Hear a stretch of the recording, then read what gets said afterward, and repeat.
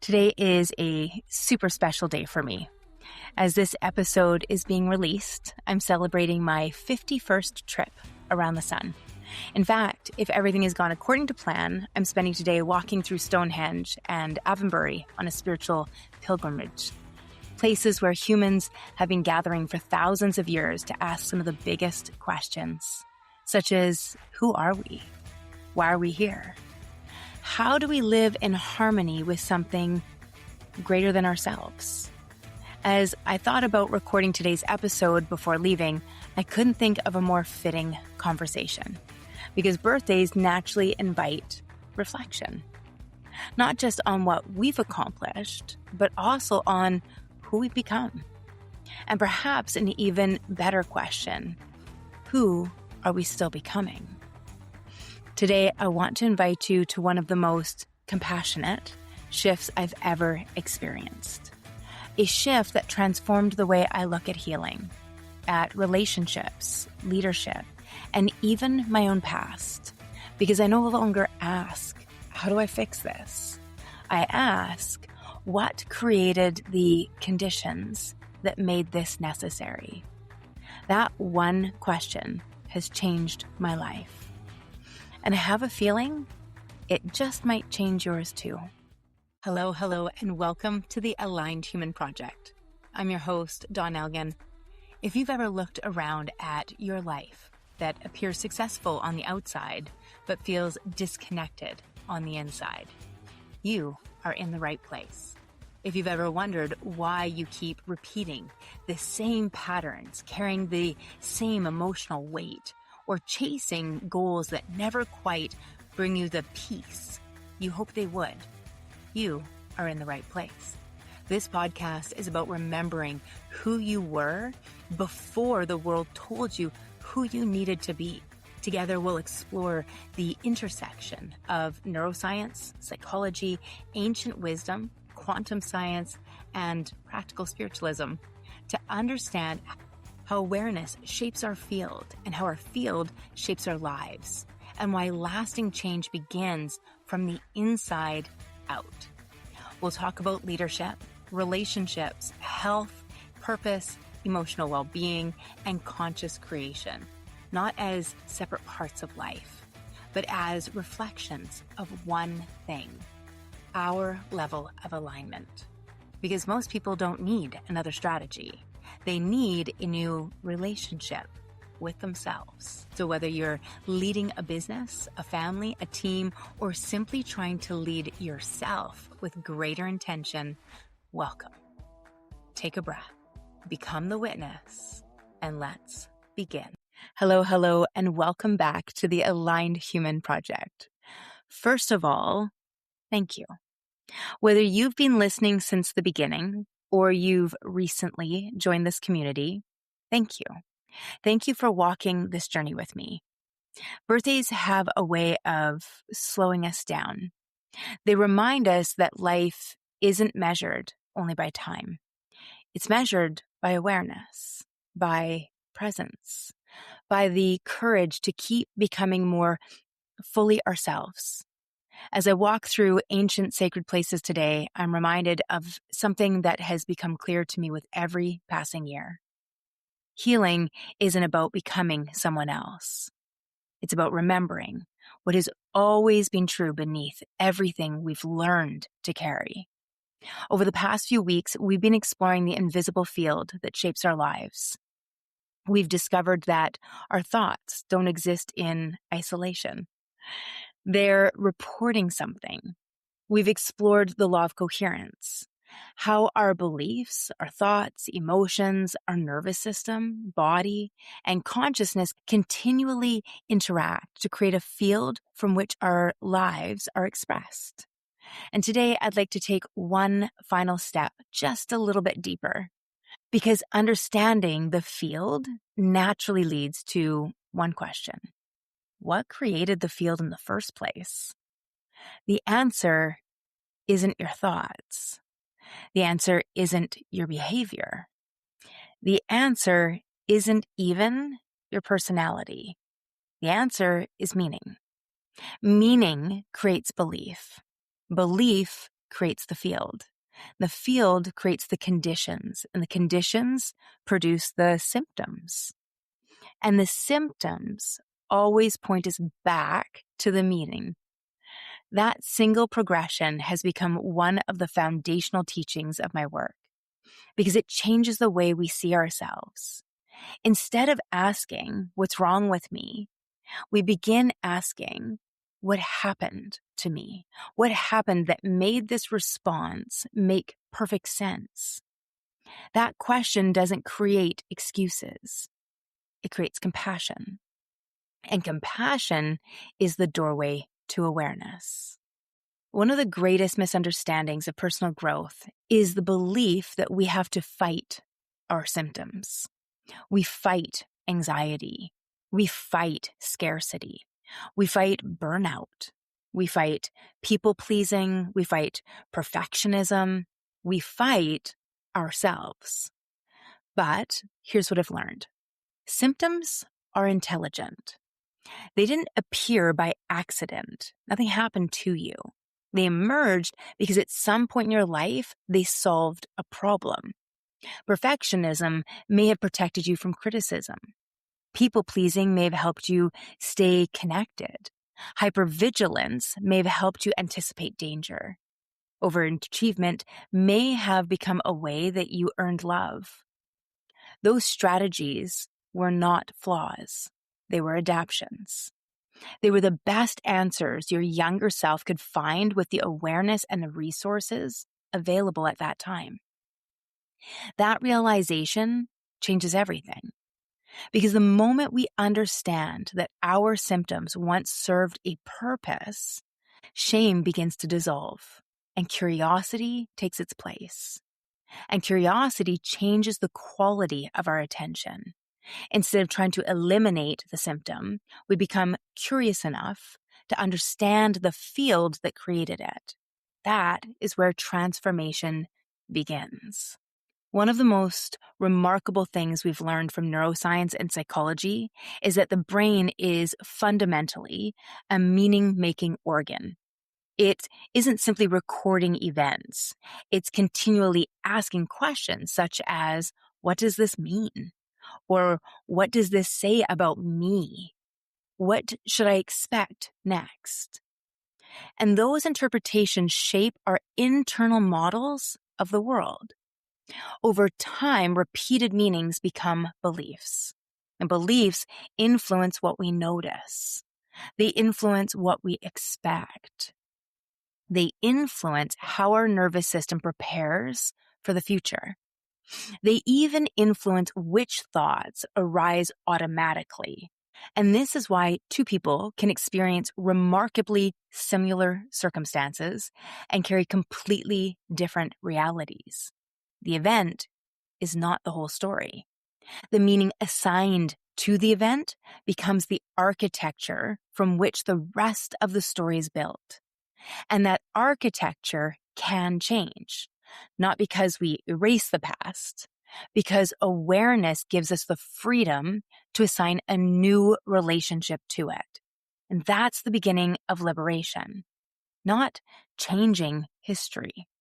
Changing the field from which history continues to be lived. Let's imagine that two children standing side by side, they experience the same event, the same classroom, the same teacher, the same words. One child walks away thinking, I'll work harder next time. The other walks away believing, I'm not smart enough. The same event, completely different meaning. Now, fast forward 20 years. One person approaches new opportunities with curiosity. The other hesitates, overthinks, second guesses themselves, and quietly believes they're going to fail before they've even begun. What changed? Not the event, the meaning. That's why I say events shape us, but meaning organizes us. And once meaning becomes repeated, it becomes a belief. And repeated beliefs become the lens through which we see ourselves. The lens becomes so familiar that eventually we stop seeing the lens. We simply call it my personality. I'm just an anxious person. Oh, I'm just a perfectionist. I'm just the responsible one. I'm just independent or hyper independent. I'm just not good with money. No, those are not identities. Those are adaptions that have been practiced so many times. They feel automatic. That is one of the most liberating realizations I've ever had. Because if personality is largely practiced, then personality can be transformed, not by rejecting it, by understanding it. Memory is one of the most misunderstood functions of the human brain. Many of us imagine memory as a filing cabinet. We assume we can store an experience exactly as it happened. Then, whenever we need it, we simply pull the file out. But that's not how memory works. Every time we remember something, we're reconstructing it. The brain doesn't retrieve a new recording. It rebuilds the experience using pieces of memory, emotion, present context, and current beliefs. That's one of the reasons two siblings can remember the same childhood totally differently. Their experiences weren't identical because their meaning wasn't identical. This matters because it means the past isn't only stored events. It's carried in interpretation. And interpretation can change. Not because we deny what happened, not because we rewrite history, but because we become aware of the meaning we've been carrying forward. This is one of the reasons practices like contemplation or mindfulness, therapy, somatic work, tapping, hypnosis, journaling, and intentional reflection can be so transformative. They don't erase the past, but they do create enough safety for us to revisit old meanings, but with new awareness. And when a meaning changes, our beliefs begin to shift. And when a belief shifts, the field changes. When the field changes, the conditions change. That is the architecture of transformation. So, as you probably have heard me talk about, I like to do some brain dumping in the morning, and I often will ask a question.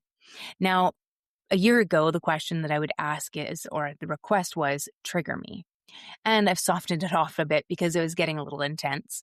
But the point was I wanted to be triggered so that I could see what I needed to release next. This year, I've been a little gentler. So I often ask within my brain dumping, what do I need to let go of next? What's standing in my way from becoming the greatest version of myself, from self-realization? What's standing in my way from whatever is coming next? Show me. And I like the show me prayer. It's gentle, but it's loving, and it makes us stay aware of what's happening in the day. Instead of looking at the day as a series of things that's happening to us that we have no control over, it's a reminder that there's active participation. It's also a reminder that we're always being answered. So a few weeks back, I was talking with some friends and I'd made a comment about not knowing who my father was, and that there had been this one person that my mom had said was my father when I was a child. My mom passed last year. And then there's this other person, they have the same name, who my entire family says is my birth father. And so we were discussing this. I had made a comment about who this person was, and a friend of mine was like, oh, I know who that is. I used to work for the company. Anyways, she ended up giving me his last name, and we started talking about it, and we discussed about reaching out. And I was like, yeah, I'm not going to reach out. And I have my reasons, and a lot of it's because I don't really feel a reason to disrupt somebody's life. And I just said, you know what, I'm just going to absorb it and we'll see what comes. I'm not going to make any hard or fast rules, but at this time I'm not reaching out. And she assumed that the reason was a fear of rejection, which is a fair reason to come up with. So we go forward. I'm working with a counselor, a psychotherapist, Carol Look. She's fantastic. You can find her on YouTube. and she does tapping, and she's magnificent. So we're doing some work. I'm working on a block or a sabotaging behavior with my work. And she says to me, do you think that it's a fear of rejection? And I'm like, why are you bringing this up? And I'm like the second person to say this to me. So she's like, what do you mean? I tell her about what was going on about discovering, the name and the whereabouts of the potential birth father. And we start talking about it. And she's like, well, do you think it is a fear of rejection? I'm like, I don't think so. Like, it doesn't feel like it's coming up, but let's go ahead. So we start doing some tapping on it, and it's not coming up as a trigger. And so a couple things happen and a couple words are used. And all of a sudden I'm like, oh, that was something. She's like, what is it? And I'm like, there's a feeling of shame. And so as we keep tapping, the words come up and I say illegitimacy. And she's like, what? And I'm like, it's about being illegitimate. Anyways, we go back and we realize there's some terms that were used that we would never use in this world and in this time. And they're words and language that we used probably in the 70s and 80s and earlier. Things like illegitimate bastard. So not really complimentary terms. And so for a child to come up with that term means it was probably overheard. And so when we were going back into it, it was about releasing this feeling of shame and embarrassment around my coming into this world, around, my being born out of, not just born out of wedlock. It's a whole story that is my mom's story and how I came forward. So as I was working through this, I was like, oh yeah, like I have a lot of shame about being illegitimate. And so this fear, and when I pull back and we tap through it, and lots of shame, lots of guilt, lots of emotions come up over the next few days, and I'm working through it. I do all the work I give you guys is the work that I do with myself. So I'm really trying to work through this. A lot of compassion for myself, a lot of compassion for my mom, a lot of compassion for my potential birth father. And so as I'm moving through this, though, I'm chatting with my business partner and good friend, and I'm telling her about my week because it'd been a pretty emotionally raw week. And as we're talking about it, she says, oh, well, that makes sense why you always are like collecting certifications. And I'm like, well, what do you mean? And she said, well, of course, because you're trying to be legitimate. And I was stunned because I hadn't even thought about it. I had always assumed that my striving to learn was two things. One, I have a voracious appetite for learning and understanding myself. I love human behavior. I love understanding why we do what we do. I like to understand it. I like to help other people understand themselves because there's a freedom in that, and it fills me up. I love my work.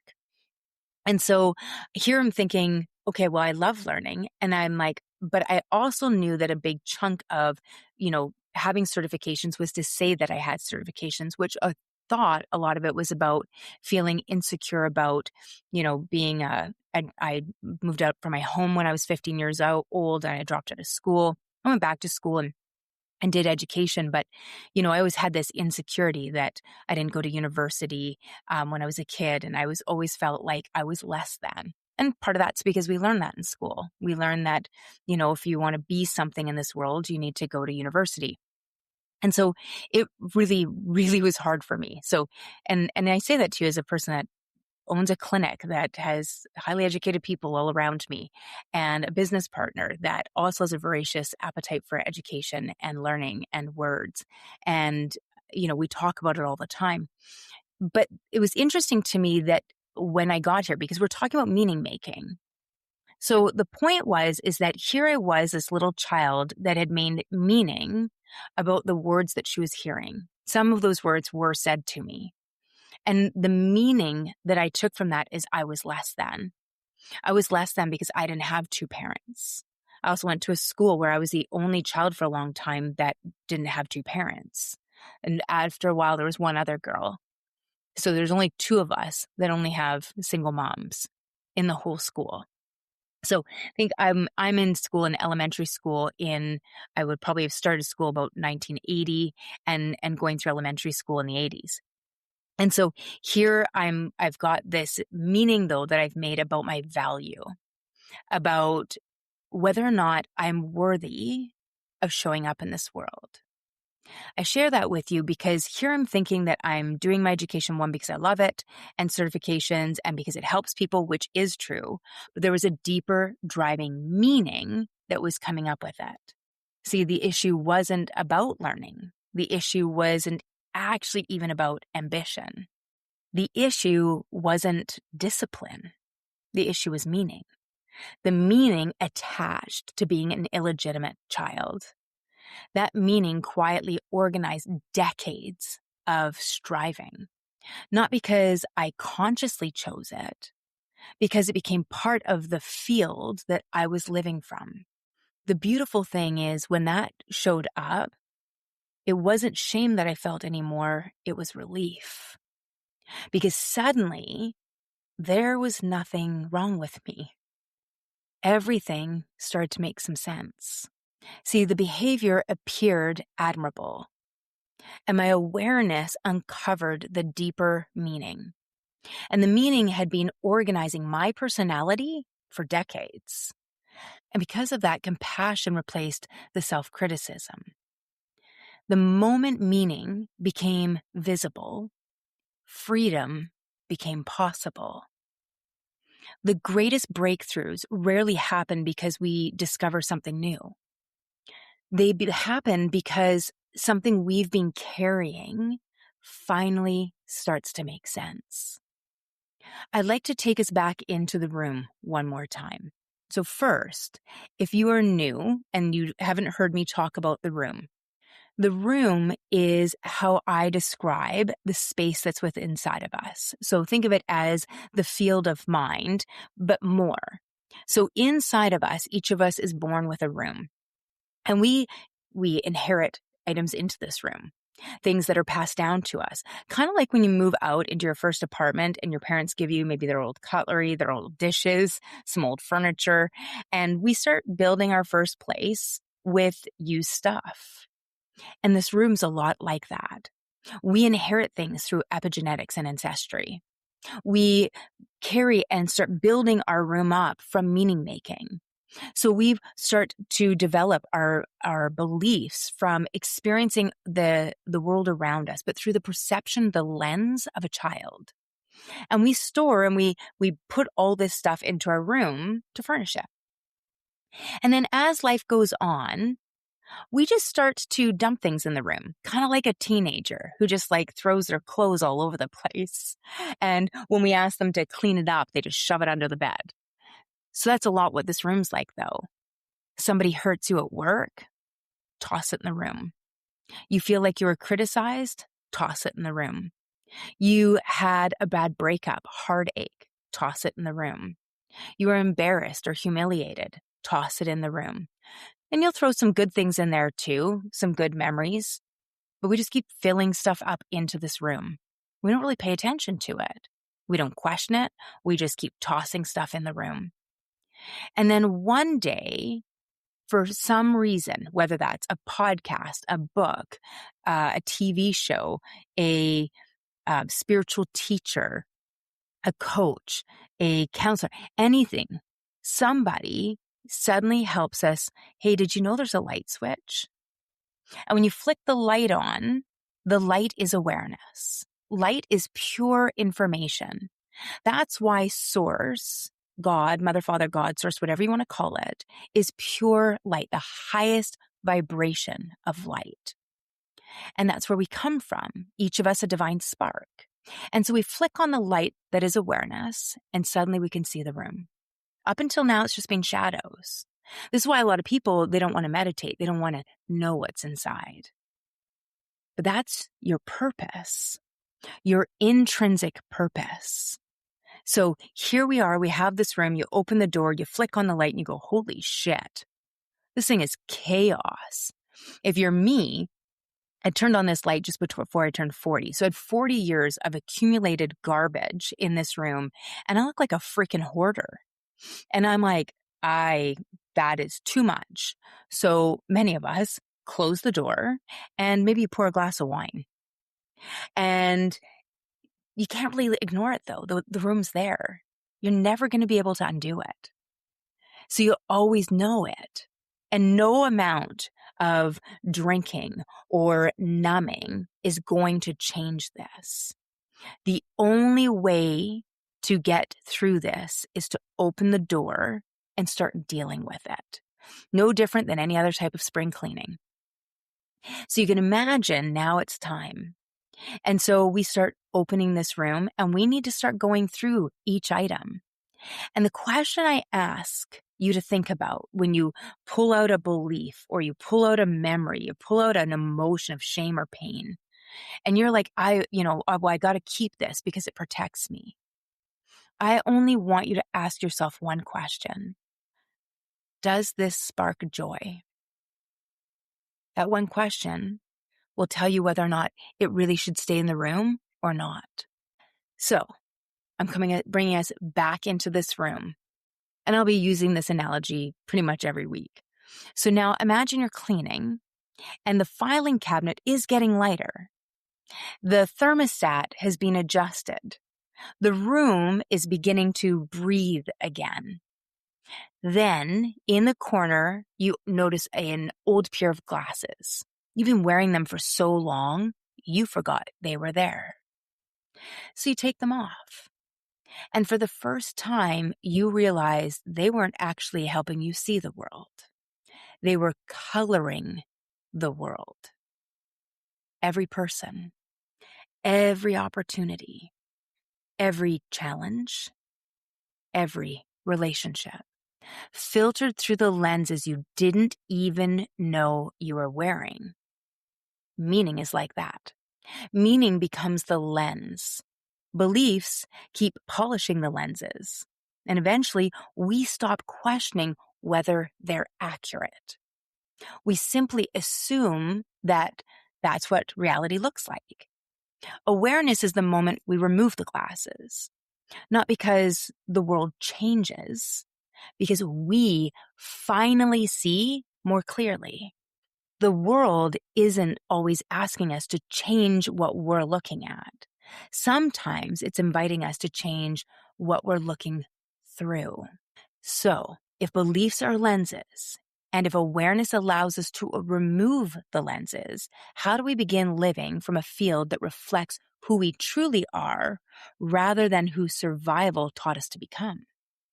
That is where I'd like to leave you today. The more I understand this work, the more convinced I become that every leader is a meaning maker. Every parent, every teacher, every coach, every manager, every partner. Whether we realize it or not, we're constantly helping people assign meaning to their experiences. Imagine a child making a mistake. One adult says, "What's wrong with you?" Well, another says, "What can we learn from this?" It is the same event, completely different meaning. One creates shame, and the other creates growth. Now imagine a leader responding to failure. One creates fear, and the other creates psychological safety. One teaches people to hide their mistakes, and the other teaches people to learn from them. Culture isn't built through policy. Culture is built through repeated meaning. The stories a family repeats becomes the family's field. The stories a team repeats becomes the team's field. The stories society repeats becomes its culture. That's why conscious leadership begins with conscious meaning. Because the meaning we consistently create becomes the field everyone around us begins living inside. I'd like to leave you with a practice that may become one of the most powerful that you've ever done. I want you to find a quiet place and just take a nice slow breath. Slow it down, breathing into your pelvis, slowly letting it out, and bring to mind one pattern you've been trying to change. Maybe that pattern is perfectionism. Maybe it's people pleasing. Maybe it's overworking. Maybe it's constantly feeling like you're behind. Now ask yourself, what symptom am I trying to fix? And I want you to just write it down, whether on paper or on your phone, and then ask, what belief makes this symptom feel necessary? Don't force the answer. I just want you to stay curious. Come into the quiet, and then ask what meaning gave birth to that belief. Now, if a memory comes, I want you to welcome it. If an emotion comes, I want you to welcome it. If nothing comes, that is completely okay as well. Simply remain present. Stay present in your body, present with the breath, present with the question. And then ask the question that changes everything. If that meaning no longer organized my field, how would I naturally think? How would I naturally feel? How would I naturally lead? How would I naturally love? Who would naturally emerge? Notice what happened? You didn't force a new personality. You simply gave your deepest nature room to breathe. That is alignment. As I walk through Stonehenge today, I'll probably spend a lot of time thinking about time, about the generations who stood there before us, the generations who will come after us. And one thought keeps returning. Every generation inherits something. They inherit stories, beliefs, ways of seeing the world. And some of those gifts serve us beautifully. Some quietly ask to be transformed. I don't believe we're here to reject the past. I believe we're here to redeem it, to honor the people who came before us by refusing to pass forward the suffering they unknowingly passed to us. That doesn't dishonor our ancestors. I think it fulfills their deepest hope.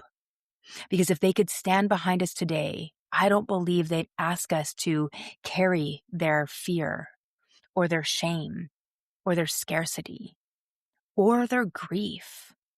I think they'd gently smile and say, you can let go of that now. That's what healing looks like. Not carrying the filing cabinet another generation, not handling the thermostat to your children, not passing the glasses onto the next person in line.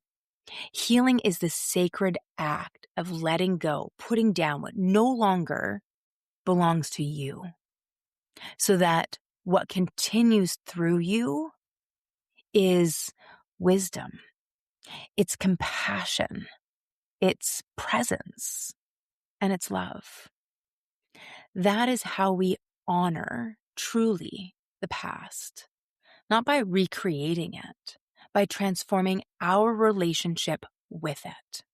This week, I invite you to become a student of meaning, not just your thoughts, not just your emotions, meaning. Every single time you notice a familiar pattern, pause and then ask, what meaning have I been living from? And then ask, is this meaning still worthy of organizing my life? Does it spark joy? If the answer is no, take one slow breath. Thank the younger version of yourself who created it, and lovingly choose again.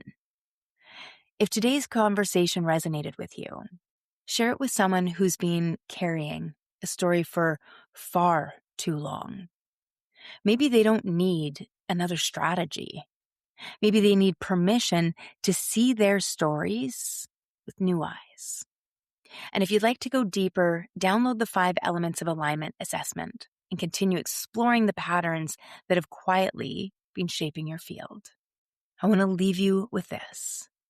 Your life is not being created by one thought or one event or one decision.